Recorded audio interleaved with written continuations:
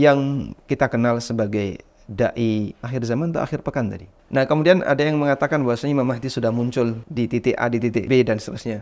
Saya kira ini lelucon saja. Open Mic ANB. Ustaz, boleh nggak kita tuh terlalu kepo dengan hari kiamat? Atau mungkin bukan kepo ya bahasanya, terlalu mengait-ngaitkan kejadian-kejadian yang ada dengan hari kiamat. Misalnya apa? Kemarin ada erupsi. Oh iya, ini bentar lagi kiamat. Ada perang, ada apa. Ada hal-hal yang memang benar sih ada kaitannya barangkali ya. Tapi seolah-olah dari bangun tidur sampai kita tidur lagi itu pokoknya ini koneknya ke kiamat gitu. Kira-kira seperti apa batasan Ustaz? Kita boleh mengaitkan ya. Ini konek nih ke hari kiamat. Yang ini ada sih koneksinya, cuman ya nggak deket-deket banget lah gitu. Itu gimana Ustaz? Alhamdulillah wassalatu wassalamu ala Rasulillah. Pertama, kita sepakat bahwasanya tidak ada yang tahu kapan kiamat itu terjadi kecuali Allah Subhanahu wa taala. Malaikat yang terbaik yaitu Jibril alaihissalam dan manusia terbaik yaitu Nabi Muhammad sallallahu alaihi wasallam, keduanya tidak tahu. Sebagaimana disebutkan dalam hadis Jibril, ketika Jibril bertanya kepada Nabi sallallahu alaihi wasallam, "Akhbirni anis sa'ah." Sampaikan kepadaku kapan kiamat. Kemudian Nabi SAW mengatakan, "Mal mas'ulu anha bi'alama minas sa'il." Yang ditanya tidak lebih tahu daripada yang bertanya. Dan Allah jadikan ilmu tentang kiamat ini hanya Dia yang tahu. Allah Subhanahu wa taala menyebutkan tentang mafatihul ghaib. Allah berfirman, "Innallaha 'indahu 'ilmus sa'ah wa yunazzilul ghaitha wa ya'lamu ma fil arham." Sesungguhnya hanya milik Allah ilmu sa'ah, ilmu tentang kapan itu kiamat. Dan mereka yang terlalu kepo dengan kiamat ya, dalam arti kiamat, sering mereka sebut kiamat sudah dekat ya, tanda-tandanya sudah demikian nampak, ini akan sebentar lagi akan terjadi kiamat, demikian dekat kiamat dan seterusnya. Justru kita khawatir ini seperti karakternya orang-orang musyrikin yang mereka selalu bertanya kepada Nabi sallallahu alaihi wasallam tentang kapan kiamat. Salah satunya firman Allah Subhanahu wa taala, "Yas'alunaka 'anis sa'ati ayyana mursaha." Mereka orang-orang kafir itu bertanya kepadamu wahai Muhammad tentang kiamat. Ayyana mursaha, kapan itu akan terjadi? Kemudian Allah Subhanahu wa taala perintahkan, "Qul innama ilmuha 'inda rabbi, la yujalliha illahu." Katakan Nabi Muhammad, innama ilmuha 'inda rabbi, bahwasanya ilmu tentang kapan kiamat itu hanya Allah yang tahu. La yujalliha illahu, dan Allah tidak menampakkan kepada siapapun. Yang tahu hanya Dia. Kemudian kalau kita perhatikan ada banyak sekali pertanyaan orang-orang musyrikin yang mereka mempertanyakan kapan kiamat terjadi. Mereka mengatakan, wa yaquluna mata hadzal wa'du in kuntum shadiqin. Mereka mengatakan kapan apa yang kalian janjikan ini, al-wa'du di situ maksudnya adalah kiamat. In kuntum shadiqin, kalau kalian benar bahwasanya kiamat itu ada. Dan kalimat ini jika kita lihat dalam Al-Qur'an kurang lebih ada 6 atau 7 ayat, sekitar 7 ayat yang menyebutkan kalimat wa yaquluna mata hadzal wa'du in kuntum shadiqin. Salah satunya di surat Al-Mulk, kemudian Allah Subhanahu wa taala perintahkan kepada nabinya SAW untuk memberikan jawaban, qul innamal ilmu indallah wa innama ana nadhirum mubin. Katakanlah Muhammad, ilmu tentang kapan itu kiamat ada di sisi Allah. Hanya Allah yang memiliki.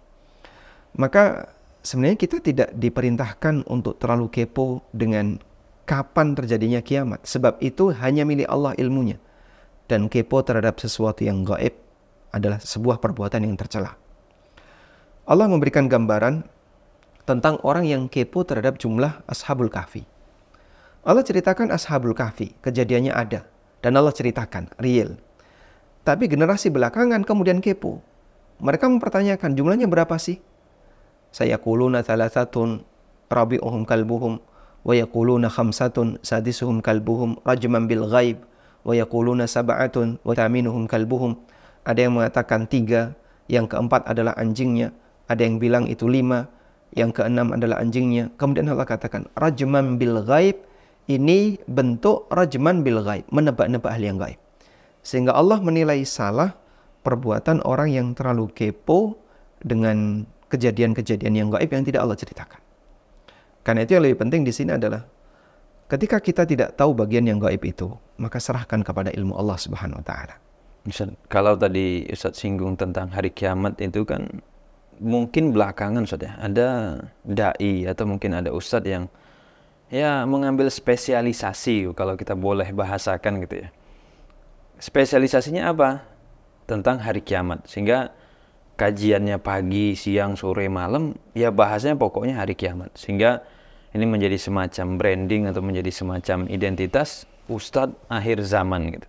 Sebenarnya boleh nggak Ustadz kalau kita memilih gitu, karena ada ustadz-ustadz yang memilih jalur dakwahnya itu, ini ustadz fikih nikah, ada ustadz yang fikih muamalah, ada ustadz yang memang tafsir, ada ustadz yang siroh. Nah, ada ustadz juga yang mau memposisikan diri, ya saya ini adalah ustadz yang memang fokusnya, concernnya di hari kiamat. Sehingga jamaah itu orang awam nanti kalau butuh kajian hari kiamat, tuh datang ke dia. Nah itu gimana Ustadz? Kalau kita bicara spesialisasi ilmu, itu memang sudah ada sejak masa silam.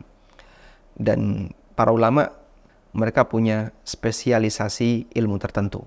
Mereka fokus di cabang ilmu tertentu. Dalam posisi ketika mereka fokus di cabang ilmu tertentu, mereka sampai jadi referensi. Misalnya fokus di ilmu hadis, fokus di ilmu masalah sirah nabawi, fokus di ilmu masalah fikih dan seterusnya. Sejak masa silam itu sudah ada. Namun dalam hal ini mereka sampaikan dengan standar ilmiah. Dan perlu untuk dipahami bahwa fokus masalah ilmu berkaitan dengan hari akhir itu sudah ada pendahulunya. Artinya karya-karya masa silam sudah banyak. Seperti misalnya karyanya Al-Hafidh Ibnu Katsir, Al-Bidayah wan Nihayah.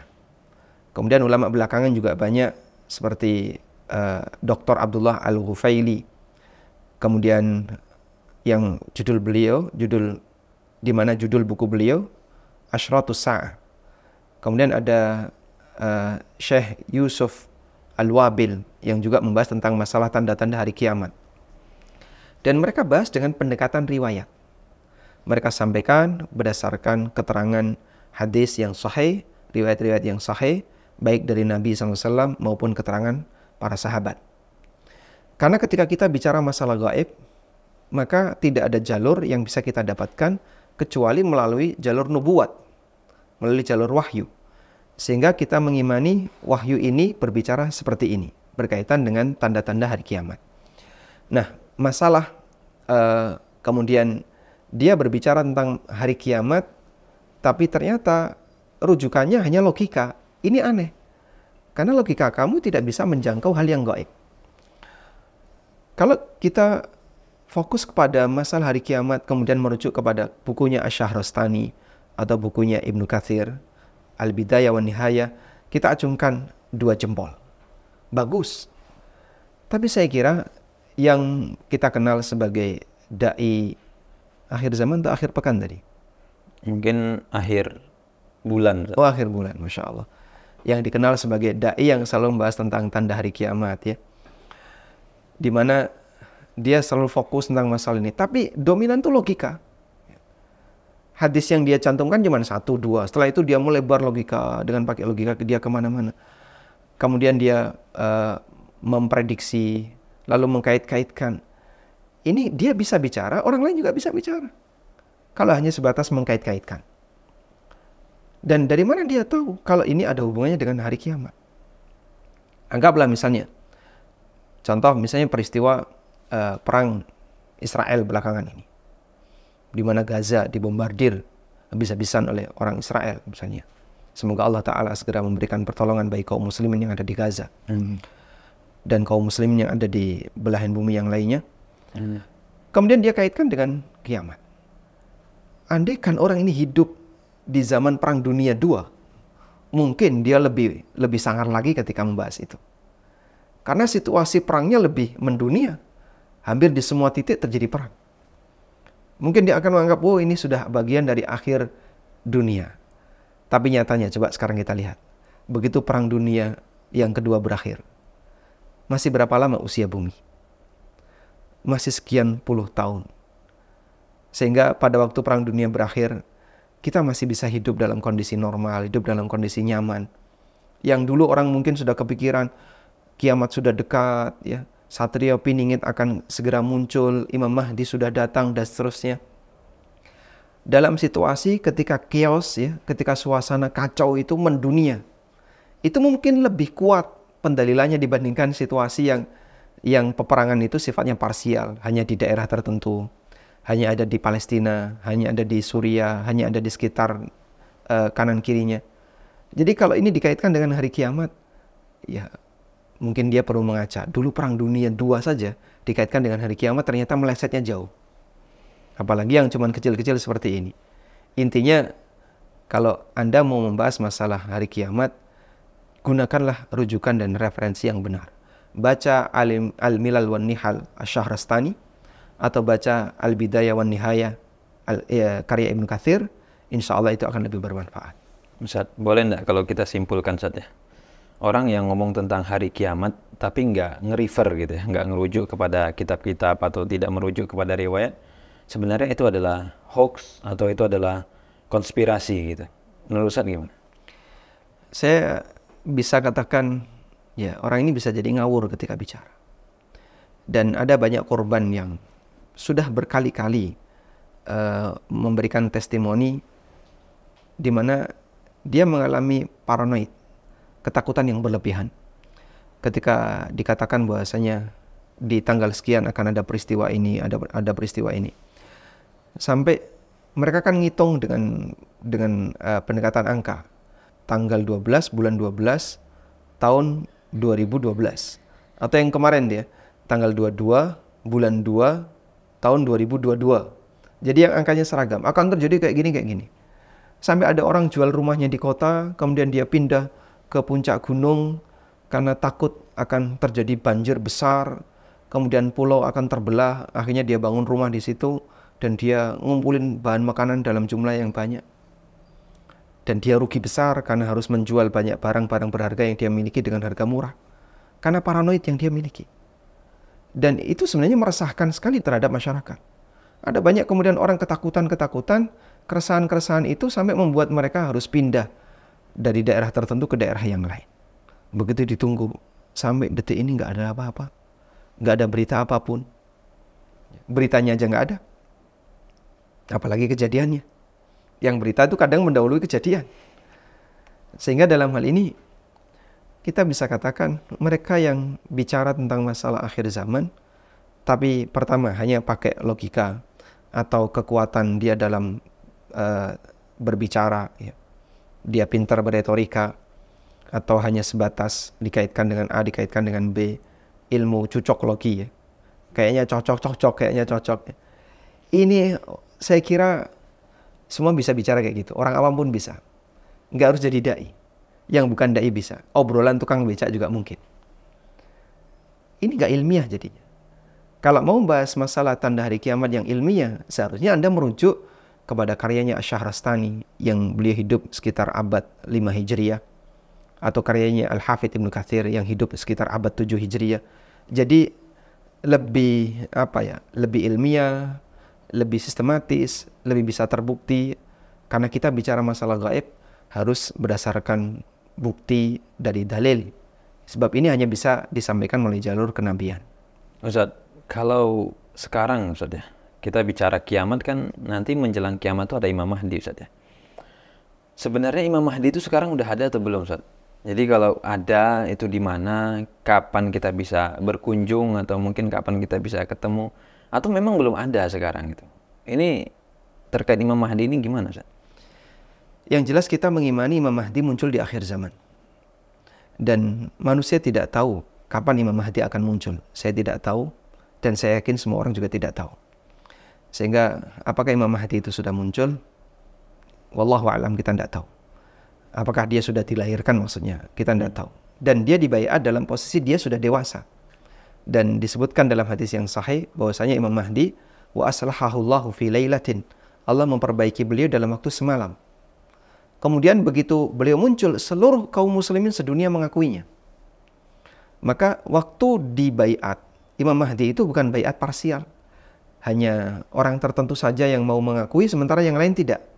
Imam Mahdi begitu beliau dibaiat, seluruh manusia sedunia mengakuinya. Sehingga bukan baiat parsial. Berarti kalau misalnya di zaman sekarang itu ada yang bilang, aslinya Imam Mahdi itu udah muncul. Mungkin dia tinggal di Pakistan, atau mungkin dia tinggal di ya Madinah, mungkin dia tinggal di Mekah, atau mungkin ada yang bilang sekarang Imam Mahdi masih kuliah gitu Ustaz. Ini sebenarnya apa kita bahasakan saja, apa hanya karangan atau bagaimana? Karena kan pengakuannya tadi kalau Ustaz bilang ya baru parsial ya, enggak seluruhnya. Itu gimana? Yang jelas kita tahu bahwasanya sampai titik ini belum ada manusia yang dibaiat sebagai Imam Mahdi. Kita tidak mendengar berita itu baik di Saudi, baik di belahan bumi yang lain. Kita tidak pernah mendengar ada orang yang membaiat Imam Mahdi. Berarti sampai titik ini tidak ada Imam Mahdi. Baik. Nah, kemudian ada yang mengatakan bahwasanya Imam Mahdi sudah muncul di titik A, di titik B, dan seterusnya. Saya kira ini lelucon saja. Dan orang ini ya bisa kita sebut pandai berkelakar, tapi dia ngawur kan gitu. Kalau disebut Imam Mahdi lagi kuliah, subhanallah, mungkin akan diketawakan sama orang. Memang betul saya pernah mendengar ada ceramah orang bilang gitu. Sekarang Imam Mahdi sudah muncul di Madinah, lagi ngambil S3, Masya Allah. Kemudian disembunyikan oleh para ulama, la haula wala quwata illa billah. Kalau Imam Mahdi itu sudah muncul, mungkin dia akan jadi sasaran serangan banyak orang. Mungkin akan dibunuh. Terutama misalnya orang kafir yang dia kadang membaca hadis dan kadang dia percaya dengan hadis ini. Akan ada Imam Mahdi. Wah, jangan sampai muncul. Kalau kemudian Imam Mahdi sudah lahir ada di sini, bisa jadi dia diserang. Makanya hal seperti ini mungkin hanya lelucon saja. Dan ya semoga kaum muslimin tidak percaya dengan lelucon-lelucon seperti ini. Berarti kalau ada yang ngaku, saya lah Imam Mahdi gitu, itu lebih ngawur lagi. Wah, lebih ngawur lagi. Ustaz, kalau kita bicara tadi tanda kiamat, sumber kiamat, para ulama dari riwayat Ustaz, mungkin kurang canggih Ustaz ya. Gimana kalau mungkin belakangan ada yang bilang, ini sumbernya dari mana Ustaz kok bilang besok kiamat, tanggal sekian kiamat? Referensinya dari makhluk goib. Kan kita bicara kiamat tuh hari goib ya Ustaz ya, atau sesuatu yang goib. Nah ini yang ngasih tahu siapa? Makhluk goib. Jadi kan lebih... Yang dimaksud makhluk gaib siapa? Malaikat? Jin Ustaz. Jin? Jin Ustaz. Masya Allah. Kita kan tidak connect sama malaikat Ustaz. Tidak bisa ngobrol sama malaikat. Tapi kalau jin bisa ngobrol. Mungkin ada yang lagi ngerukyah, kemudian kerasukan, ya kesurupan. Dia ngomong, Pak, tanggal 25 Januari kiamat misalnya gitu. Nah ini kan valid Ustaz. Yang ngomong orang goib, makhluk goib, yang diberitakan juga sesuatu yang goib. Bisa nggak kita ambil Ustaz referensi ini? Atau jin kan juga ada yang soleh Ustaz. Maksudnya ya jangan jin-jin yang kafir Ustaz. Jinnya juga ada yang taat, ada yang bertakwa. Kan kalau jin yang bertakwa nggak mungkin ngawur Ustaz ngomongnya. Ini gimana? Kita diberi kaidah oleh Allah. In ja'akum fasiqun binaba'in fatabayyanu. Kalau ada orang fasik menyampaikan berita, maka fatabayyanu, perjelaslah, fatathabbatu, cari validitasnya, buktikan kalau berita itu benar. Jin merasuk ke manusia, ganggu nggak itu? Ganggu. Sehingga dia jin fasik. Kita bisa pastikan, jin yang masuk ke jasad manusia itu jin fasik. Karena dia ganggu. Kalau dia jin soleh, jin yang baik, pasti dia akan menghindar perbuatan seperti ini, tidak akan dia lakukan. Bukti bahwasanya dia adalah jin yang fasik, jin yang jahat ketika dia ganggu manusia. Baik, kemudian berita dari jin. Dari mana dia pastikan itu valid? Lucu jadinya. Kalau kemudian riwayat tidak diterima dan dianggap tidak canggih, malah dia beralih ke jin. Anda kalau mau jadi korban orang yang pendusta, silahkan. Ada orang yang jelas-jelas berdusta, dia mau percaya. Itu kan korban pendusta. Dan korban pendusta hanya orang yang tidak menggunakan logikanya untuk berpikir. Saya tahu dia ini berdusta, tapi saya percaya. La haula wala quwata illa billah. Dan jin itu punya karakter pendusta. Sebagaimana disebutkan dalam hadis Bukhari. Ketika Abu Hurairah radhiyallahu anhu menangkap jin yang mencuri bahan makanan. Ya. Kemudian jin ini memelas, tolong kasihani saya punya keluarga. Akhirnya dilepas oleh Abu Hurairah. Di malam yang kedua dia datang lagi, ditangkap lagi, memelas lagi. Dan dia bilang saya butuh dan seterusnya. Akhirnya dilepas oleh Abu Hurairah. Lalu diceritakan kepada Nabi SAW. Lalu Abu Hurairah menyampaikan tentang kejadian itu. Kata Nabi SAW, saya rejik, dia akan kembali. Dia akan kembali. Kemudian benar kembali lagi di malam yang ketiga. Ditangkap. Nah kali ini Abu Hurairah tidak akan memaafkan. Saya akan laporkan kamu kepada Rasulullah SAW. Akhirnya dia tidak memelas lagi, tapi dia menyampaikan kepada Abu Hurairah, akan aku ajarkan kepada kamu satu bacaan yang jika kau baca sebelum tidur, kau tidak akan diganggu, kau akan dijaga sampai pagi. Bacaan itu adalah ayat kursi. Kemudian disampaikan kepada Nabi SAW, lalu kata Rasulullah SAW, Sadaqa wa huwa kadhub. Kali ini dia benar, meskipun dia itu pendusta. Sehingga yang jelas-jelas bisa dilihat, bisa ditangkap oleh Abu Hurairah. Karena waktu itu jin berubah wujud jadi makhluk yang punya fisik, yang bisa ditangkap oleh manusia. Itu dikatakan oleh Nabi SAW, wa huwa kadhub. Meskipun aslinya dia pendusta. Padahal dia mengajarkan sesuatu yang benar kepada Abu Hurairah tentang kalimat ayat kursi. Sadaqa wa huwa kadhub. Kali ini dia benar, meskipun dia aslinya pendusta. Maka dari sini kita punya pelajaran berharga. Informasi dari jin untuk hal yang kita tidak bisa mengetahui apakah itu valid atau tidak, pada asalnya tidak bisa diterima.